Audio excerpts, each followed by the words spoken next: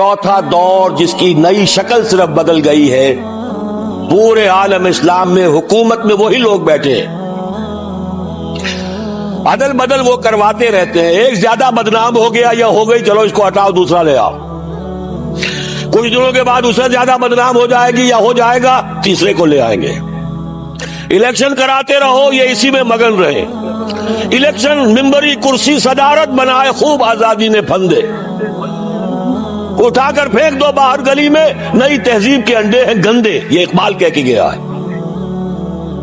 लेकिन लगाए रखो, इन्हें क्रिकेट के मैच में उलझाए रखो, देखते रहे सुबह से शाम तक बैठे हुए, उन्हें पता ही ना चले कौन हमारा खून चूस रहा है, कितनी जूकें लगी हुई है मेरे जिस्म के साथ और वो मेरे खून को चूस रही, उन्हें पता ही ना हो। मस्त रखो, इकबाल ने तो कहा था ना, मस्त रखो जिक्रो फिक्रे सुबह गाई में इसे।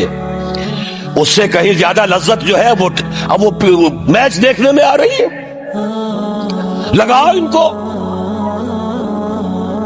तरह तरह के नाम से जो है जुए के अंदर लगाओ।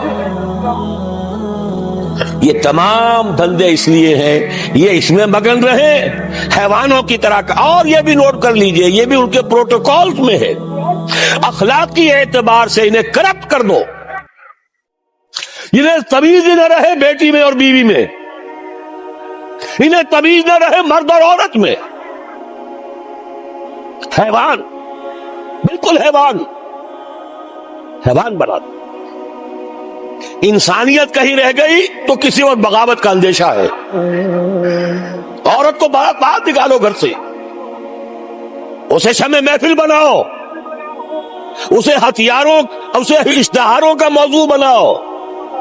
मोटरसाइकिल का इश्तिहार है तो औरत, चाय का इश्तिहार है तो औरत। ये सारे खेल यूं ही नहीं हो रहे, protocols of the elders of the Zain 1897 के उनका जरा मुशाहिदा कीजिए तो मालूम हो जाएगा जो कुछ हो।